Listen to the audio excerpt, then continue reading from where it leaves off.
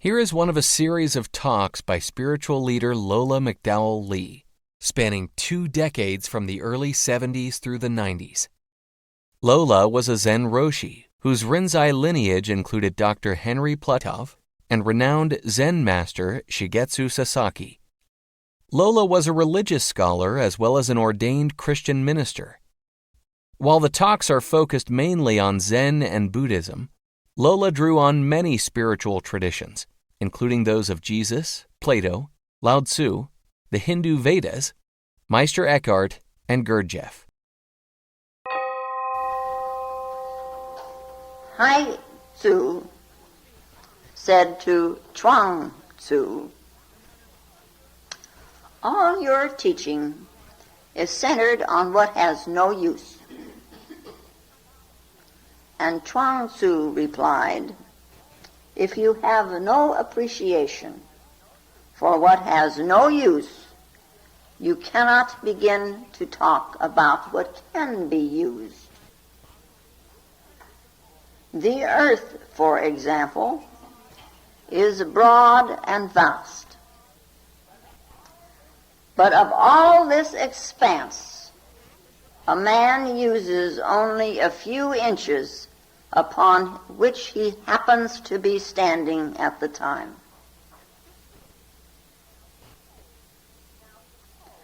Now suppose you suddenly take away all that he is not actually using, so that all around his feet a gulf yawns, and he stands in a void with nowhere solid except under each foot. How long will he be able to use what he is using?" So Hai Tzu said it would cease to have any purpose. Chuang Tzu then concluded, "This shows the absolute necessity of what is supposed to have no use."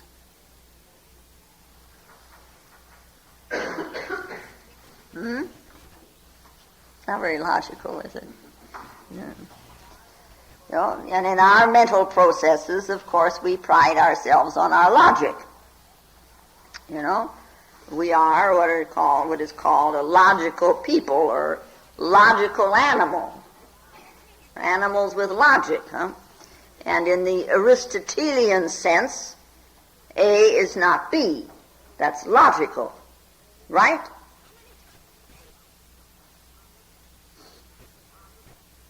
The opposite is opposite. That's a law of identity. That's the first law of logic, according to Aristotle. A is A. A is not B. No, it is. Yeah. However, if we really look at ourselves and we look around at life, the actual, you know, not what we think about it or what we feel about it, but the actual, it implies the opposite in itself. Because the life, you know, in life, the opposite is not really opposite. A is B. Yeah? Now, some say, well, that you know, they're, A and B are complementary. Light and dark are complementary. I don't think that takes it far enough. See, we must,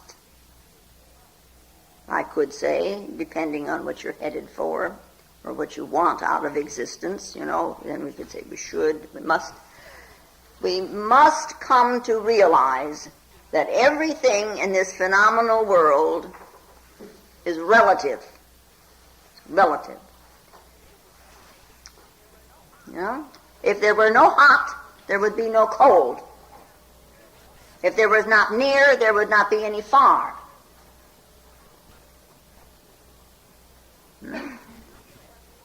If something doesn't have an opposite in it, it in itself doesn't exist in this phenomenal world, right? Life and death, you know. So we can say there is life and then there's death and that's the end, but death is not an end, really. You know, and death is not an enemy. that's going to end us. No. Actually, death is involved right now. You deal with it every day of your lives. Yeah. Every moment, every breath you take is involved with life and death. Otherwise, existence is not possible. Yeah. So there is light and there is dark. And in logic, it is said they are the opposites. For, we would say, well, if it's light, there can't be any darkness. There's no darkness in light. If it's dark, then there isn't any light. But look a little deeper. If there is darkness, it is because of light. If there is light, it is because of darkness. There is silence, and there is sound. How could you hear any sound if there were not silence?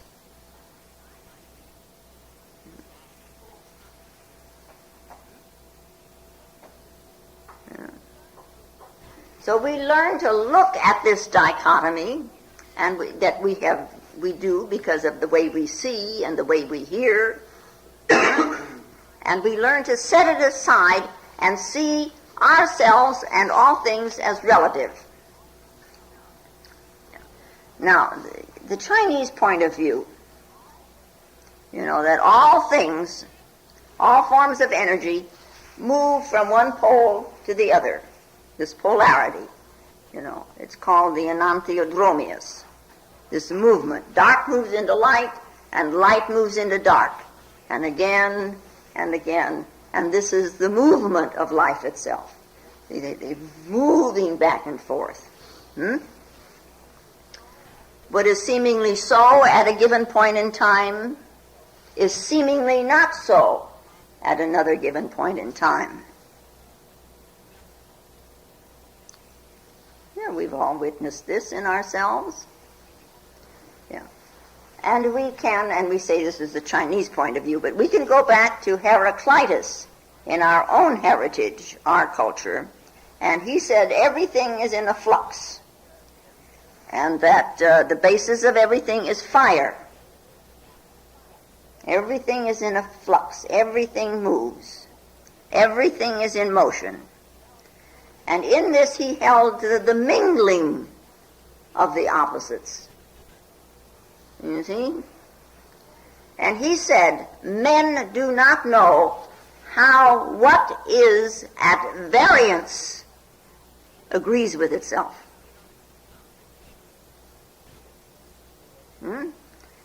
It is an attunement of opposite tensions, like that of a bow or a lyre.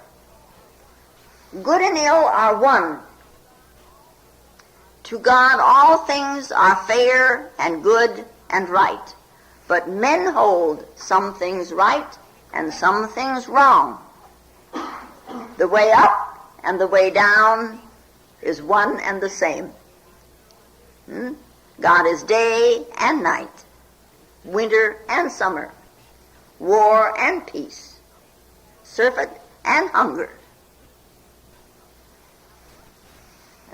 Now the works of Heraclitus, like most of the philosophers that lived before Plato's time, are known today only through some quotations that we have found, largely these quotations made by Plato or Aristotle and made for the sake of refutation.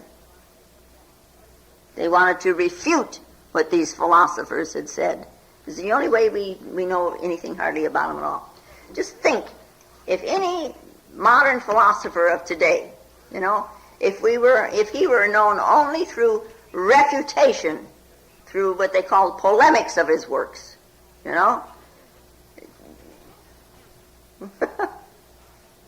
Well, you make an enemy out of somebody and then you say blah, blah, blah, blah, blah, and that's the only way he's known? Yeah.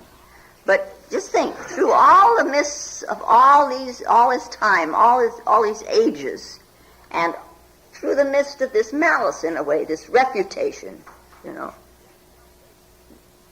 how great they must have been, these old philosophers, huh?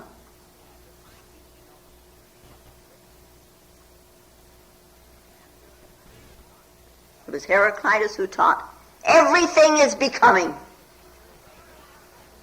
There is everlasting change. Everything is becoming. Everything is becoming something other than what it is. All the time, this constant movement of becoming. We don't hardly think of ourselves as becoming, but this is what's going on. We're becoming. We move from the polarity of becoming happy to the becoming sad, and from the becoming sad to the becoming joyous. And from the joyous we move to the becoming despair, moving back and forth all the time. Everything always in flux. You're moving from being hungry to eating and satisfying yourself, and then the movement again to being hungry. Always this movement. Everything is becoming. You are always becoming something.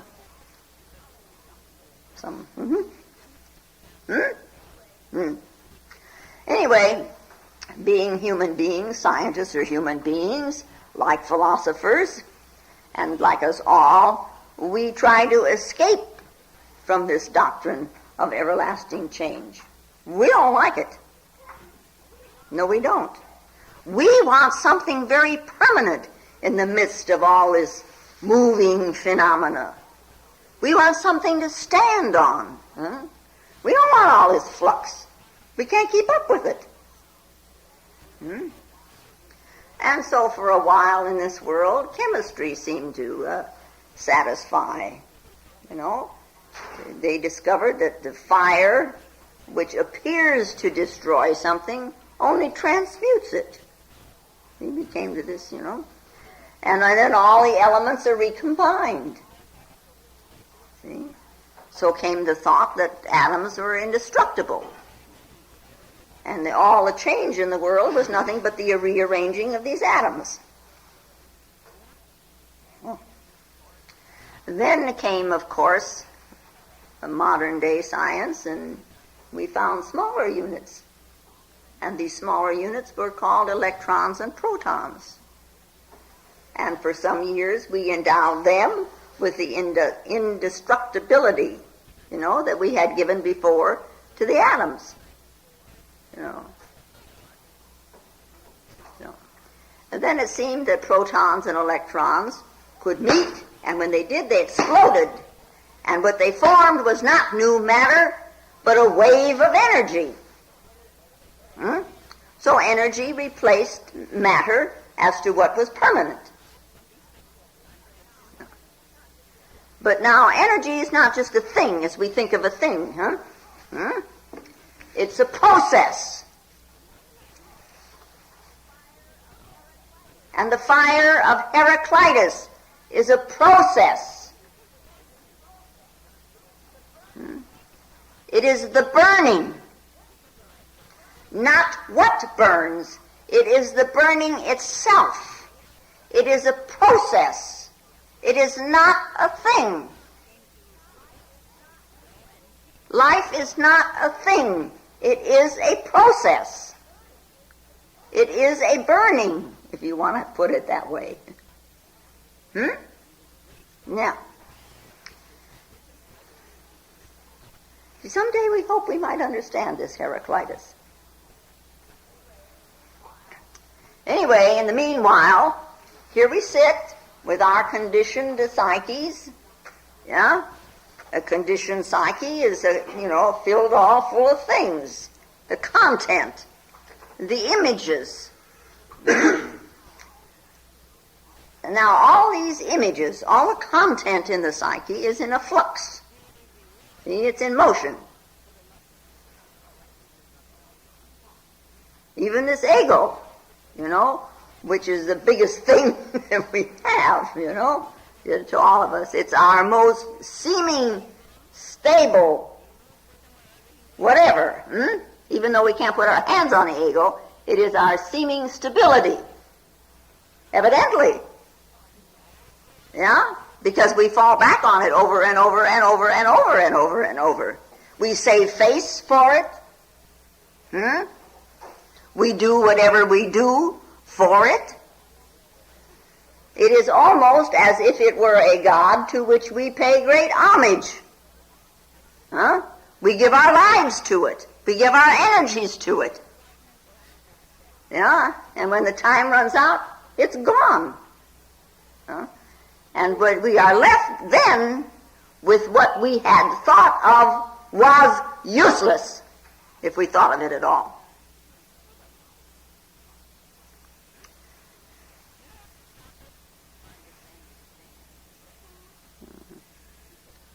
The master Gensha had a visitor, very important visitor. He was the prime minister, and they were having cakes and tea together.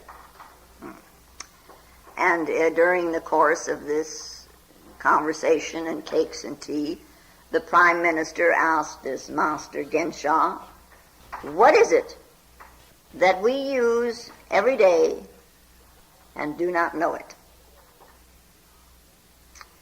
And the master Gensha passed him a cake, the little plate, and he said, have a cake.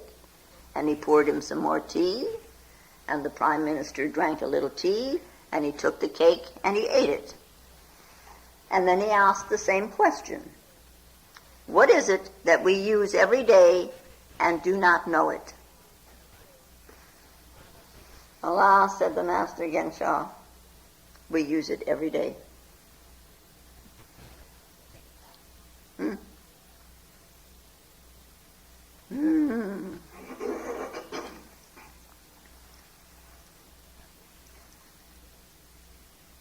we put it so far away, huh? Yeah. This process that we call life or living, it's this mysterious motion going on.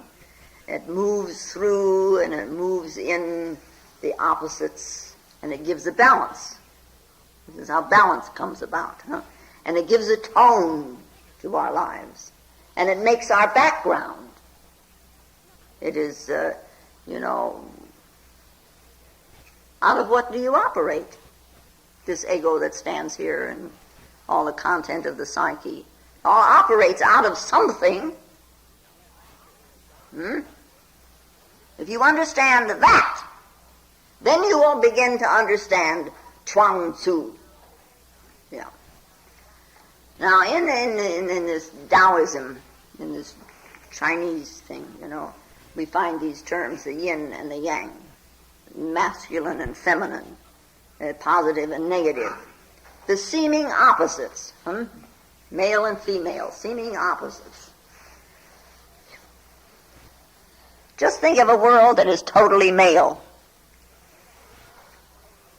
or a world which is totally female. Yeah? What would you have? A dead world. Yeah. The polarity is needed. The seeming opposite is necessary. There is attraction, and there is this magnetism. This seeming opposite, impinging, brings you out of yourself. It is that seeming opposing, that brings you out of your prison. What else is going to penetrate? It is the seeming opposite that makes for growth and maturity. And when you deny it, you have got what is called trouble in River City. Huh? Yeah. It's like our monk one day. He was being questioned by his son. And the boy wanted to know, how did you and mother meet? How did you get acquainted? Kids ask this, How did you get together? And the monk just shook his head and he says, don't ask such things. Just don't ask me. And the boy persisted, and the monk finally says, well, I'll tell you only one thing. She cured me of whistling.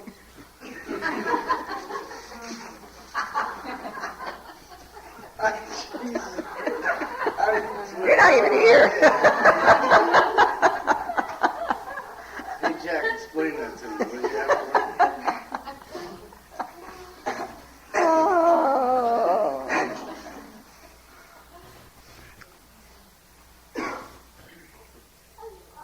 So, this Chuang Tzu then says, if you deny the useless, there will be no use in the world. If you deny the fun and the laughter and playing, of what use is work, of duty and of striving? You know, that they've got to work together. Both must be present. You know, it's Lao Tzu is very strong on this. If someone asks you, what does a house consist of?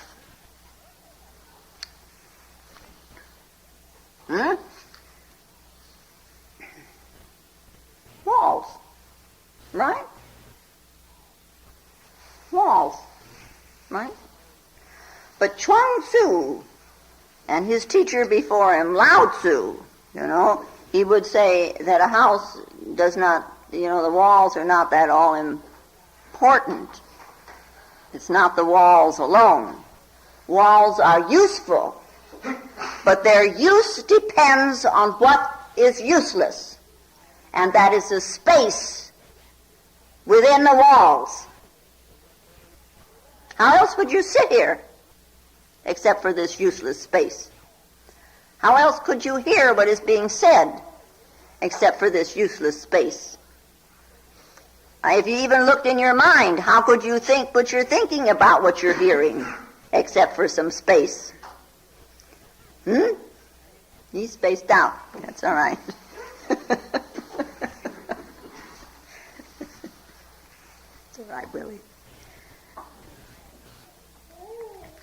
So Lao Tzu wrote, 30 spokes unite in one nave, and on that which is non-existent, that is the hole in the nave, depends the wheel's utility.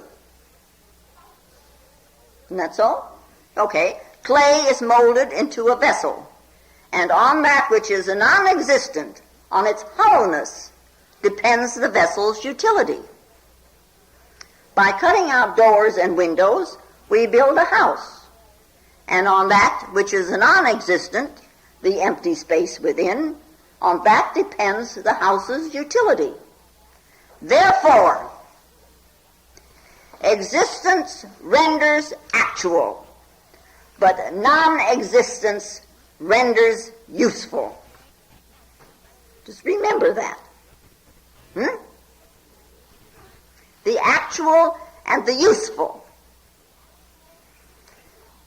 Okay. So we got the walls. The walls we have to pay for. The space is free. Huh? Yeah, and yet when you buy a home, what do you buy? You buy the walls. And the walls are what is mortgaged. Yeah? But in order to, that's what you buy.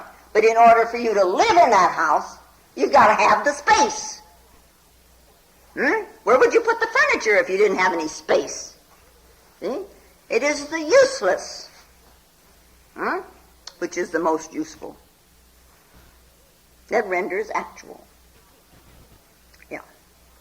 Now, in Denmark, there lived once upon a time a man by the name of Søren Kierkegaard. Yeah? And he wrote about himself. He said, when I started praying, I would go to church and talk to God. Yeah. Which I think we've all done to some degree, one way or another. When I talked to God, I was advising him what to do and what not to do. Yeah? As if he were some kind of monarch, a king, that we try to persuade, or to bribe, or to plea bargain. Huh? For what? For what? For our desires. Huh? Probably to save face. But Kierkegaard said, too, I started talking When I went to church, I talked to God.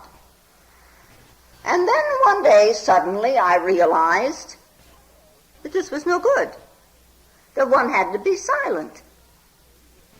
What can I say that will help God to know more? If he is, after all, omniscient, what is the purpose of my telling him anything? He already knows. And then, said Kierkegaard, after years of this trying to be silent before God, then I started to listen.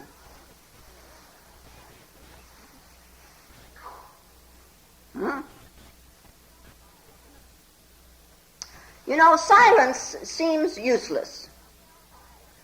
You sit along with somebody and you're silent, and pretty soon you begin to think, I really ought to say something here. I mean, he's going to think I'm nuts, and he's going to think I don't know anything, and I really ought to say something, and you sit there and you both get kind of fidgety, peculiar silence. But there's another kind of a silence. That's silence. But silence does, on the face of it, seem useless. We push it away. How often is your mind silent? You won't allow it to be silent. Bloom, bloom, bloom, bloom. Until one day we come to realize something about silence. Talking, seems very useful. Yeah.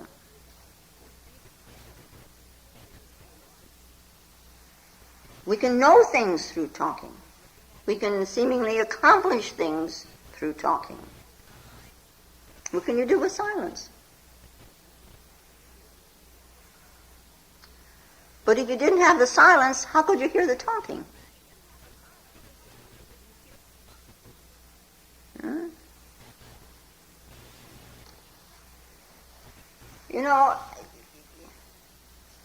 When you begin really to grasp this thing, and you begin to move from polarity from pole to pole, then you begin to glimpse the beauty of this non-doing, of this becoming useless. Now, I don't mean that you're to sit there and be useless. You've got a world to be useful in. But some element in you is seemingly useless. So, Tzu said to Chuang Tzu, all your teaching is centered on what has no use. And Chuang Tzu replied, if you have no appreciation for what has no use, you cannot begin to talk about what can be used. See? We can talk about useful only because of the useless. Things are useful because of the useless. Well, all right. The whole day you're awake and you're running around being very useful. After all, this is the pinnacle of something or other, that you're useful in the world. And at night you fall asleep. What's the use of sleep? No, it's wasting time. You're not being of any use to anybody when you're sleeping. And we have so little time. After all, 1/3 of our lives is spent in this useless sleep. Yeah, he agrees. Now, scientists all over the world think about such things, and so the scientists in Russia, they also, and I'm told, that they decided that sleeping was a waste of the labor force, and it was very uneconomical, and so something should be done about it. Man should be awake for 24 hours a day. Yeah. Just think, if they had been successful in keeping man awake 24 hours a day, it would kill us. Yeah? You would be, at best, just a mechanical device, going on working and working and working and working and working. There wouldn't be any day, there wouldn't be any night, there wouldn't be any rest. There would be no seeming opposite into which you could move and forget what's over here, and so come out again refreshed.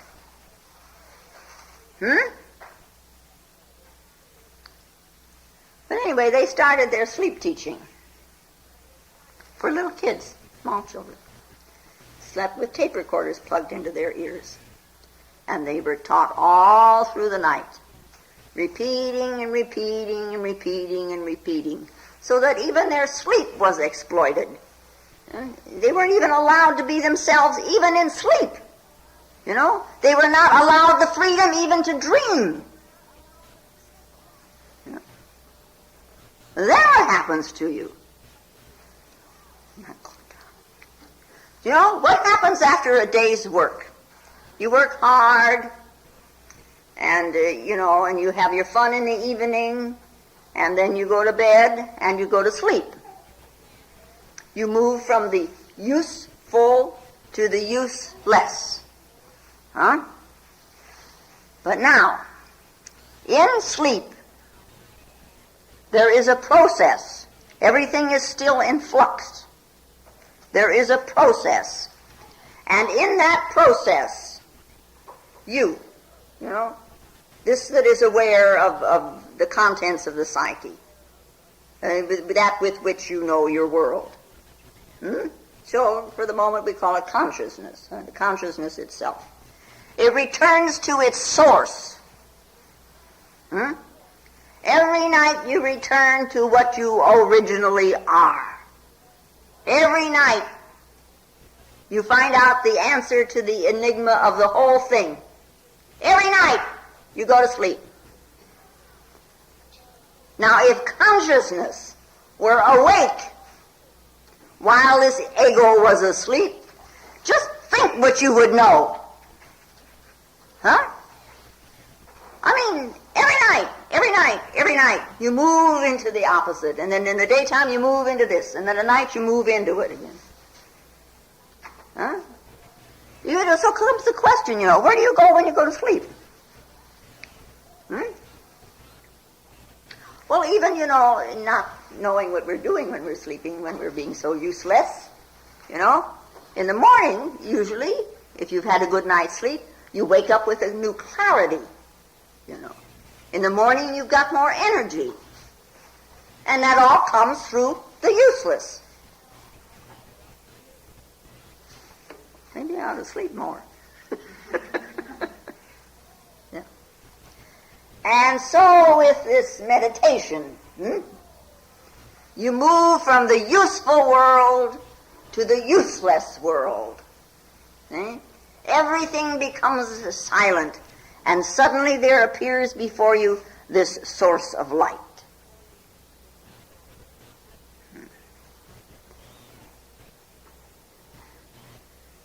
But it has no value in the marketplace. No, you can't go out and sell it. You may be able to sell words about it, but you can't sell it. You can't say, I have experienced great meditation, and so now I have meditation to sell. Who is ready to buy? Who's ready to buy my meditation? All bids, who's ready to buy my meditation? Huh?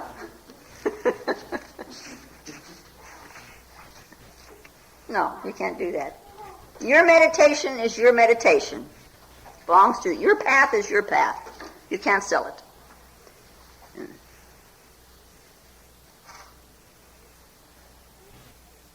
But it is through this meditation, that one moves into the vastness of the useless.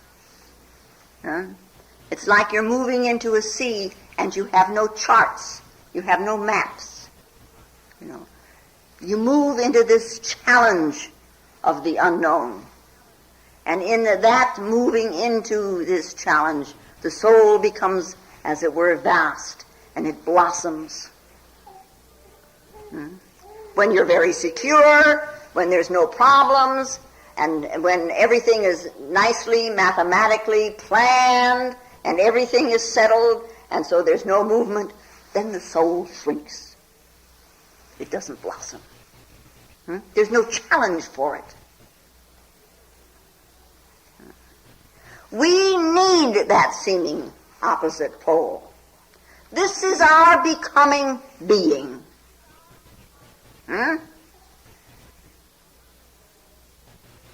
Becoming, we feel is useful.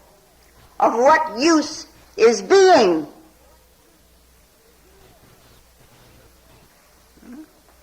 We're very focused on the spokes of the wheel, turning and turning and turning. What about that which is at the very hub, around which everything turns?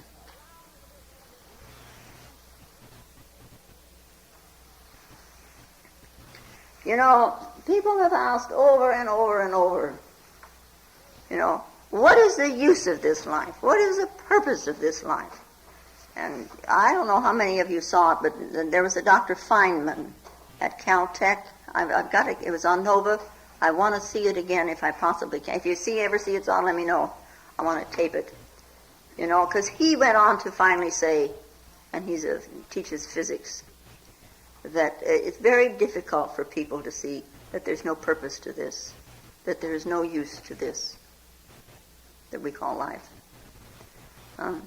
Difficult for people to accept. But then stop and think about it. What is the purpose? What is the use of a star? And don't tell me about astrology. What is the purpose of a star? What is the purpose of an atom? Segregate within yourself one single thought. It is raining, you could say. That is a single thought. You have no other thought but this. It is raining. Of what purpose is that thought? Don't deviate from that thought at all. But then it's the purpose of that thought. It's just sitting there all by itself. Immediately you're going, well, it's raining, I got to put on a hat or a coat or something. But that's not that thought anymore. The world just is. And there's nothing you can do about it. If you miss a moment, you've missed. You can't go back. So, so watch as you're going along. The useless in the useful. The useless in the useful. This useless in you. Help it, so it stands out, so that it exists, Its existence has no purpose, but it is still the pivotal point of everything. Yeah? Because it is the joy, and it is the beauty, and it is the wherewithal of everything that is useful.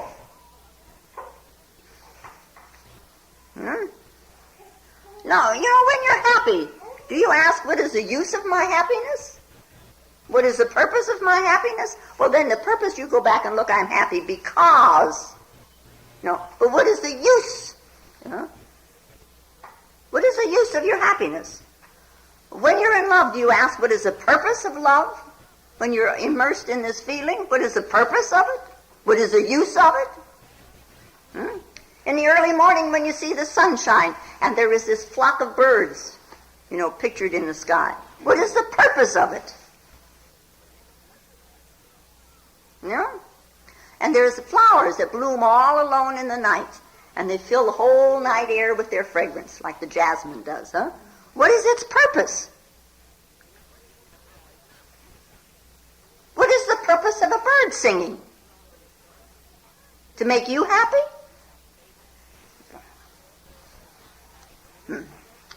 It's like Bodhidharma. He worked so hard there in China to give the teachings of the Buddha. And he put them together so nicely with the Taoist thing. And this emperor that had helped him so much, asking him, I have donated to this cause, and I have donated to you, what will be my reward? And Bodhidharma says to him, none. There is no reward. Well, then, if there's no reward for all this work, why did you bother to come here and work so hard? And Bodhidharma said, the tree grows in the garden. That's Bodhidharma's Zen. Understand there is another aspect to you, and then begin to look for it. It's there. You can look for it. You may not be able to grasp it in your hands, but you will be able to see it, and then something else happens, There is a hidden, This is out in front. What backs up this facade? Purpose and use, is part of our mental structure.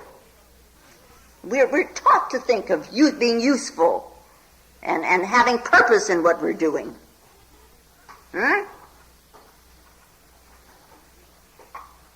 But then we look at nature. We can look at our body. It exists seemingly mindlessly. Nature doesn't think. It's all experimentation and mutation and joy.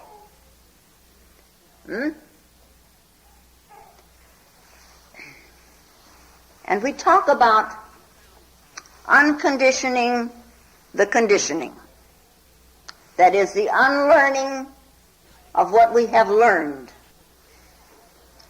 And we find out a little bit about it, and we want to drop the conditioning to have a look at what is unconditioned. How are you going to drop it if you keep looking at the conditioning as being so useful? As being so purposeful? Of course, when you go to work, when you go to the market, you take it with you. All this usefulness and all this purposeness. When you sit in the shop, you use it. But you can also watch yourself. The mind is constantly sorting out what you're doing all day long. This is useful, and this is useless, and this is useful, and this is useless. I'll get back to this later. This right now is useless, this is useful. All day long you're doing it. But meditation represents the useless. It is the non-purposeful. See? So one moves from, this is useful. There's something back here that's seemingly, what is it called? Useless. It is. So you move from one to the other. And you move naturally. Then there's now all this big struggle and all this conflict, When the mind is needed, you use it as a mechanical device. When it is not in use, you set it aside. And then you can be useful and useless at the same time. And your life will be tremendously enriched. Your life will become balanced. And in that balance, you will find transcendence. Now, if you have no appreciation for what has no use, you cannot begin to talk about what can be used. This earth, for example, is broad and vast, but of all the expanse, a man uses only a few inches upon which he happens to be standing at the time. Now, suppose you suddenly take away all that he is not using, so that all around his feet a gulf yawns, and he is standing in the void, with nowhere solid except under each foot. How long will he be able to see what he is using? And Tzu said it would cease to serve any purpose. And Chuang Tzu says this shows the absolute necessity of what is supposed to have no use. The useless is the base of everything. Look at the useless sky. Your house may be useful, and for sure it is, but it stands in the useless sky. Otherwise you would never be able to find it even. So one should know both, So in the balance, there comes the birth of this, what we call perfect human being, the eternal and the everlasting man.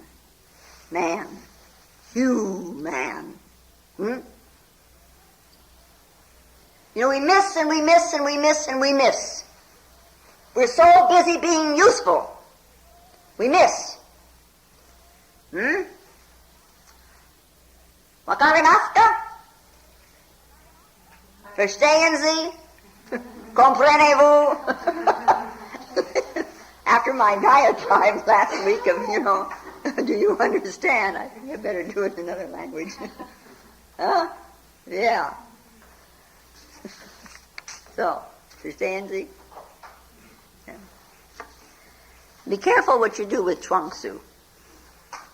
He's very easily misunderstood.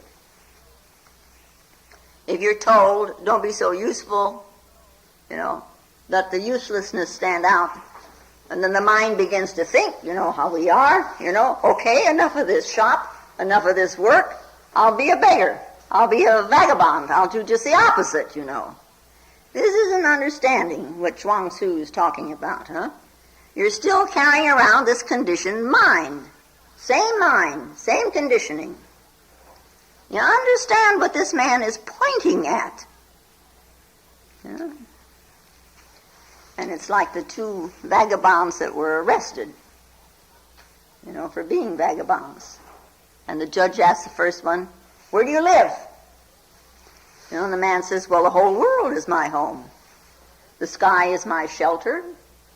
I go everywhere. There is no barrier. I'm a free man.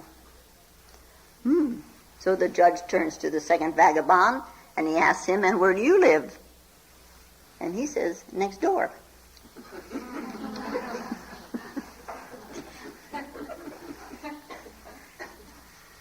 So, in this balance,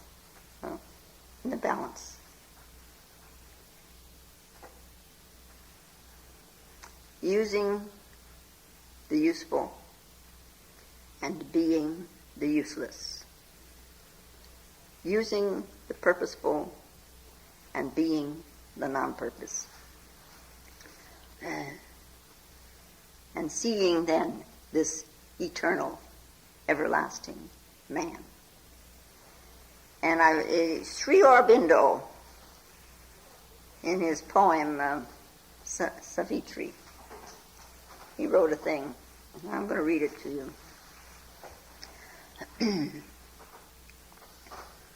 Our seekings are short-lived experiments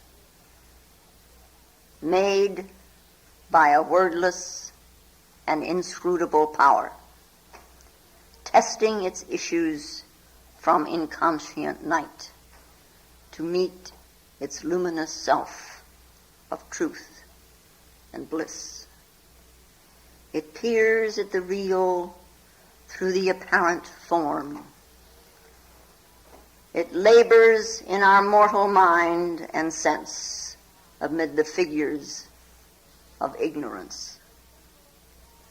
In the symbol pictures drawn by word and thought, it seeks the truth to which all figures point. It looks for the source of light with vision's lamp. It works to find the doer of all works, the unfelt self within, who is the guide, the unknown self, who is the goal. All is not here a blinded nature's task. A word, a wisdom watches us from on high, a witness sanctioning her will and works, an eye unseen in the unseeing vast. There is an influence from the light above. There are thoughts remote and sealed eternities. A mystic motive drives the stars and suns. Into this passage from a deaf, unknowing force to a struggling consciousness and a transient breath, a mighty supernature waits on time. the world is other than we now think and see. Our lives a deeper mystery than we have dreamed. Our minds are starters in the race to God, our souls deputed selves of the Supreme, and across the cosmic field through narrow lanes, asking a scanty dole from fortune's hands, and garbed in beggar's robe, there walks the One.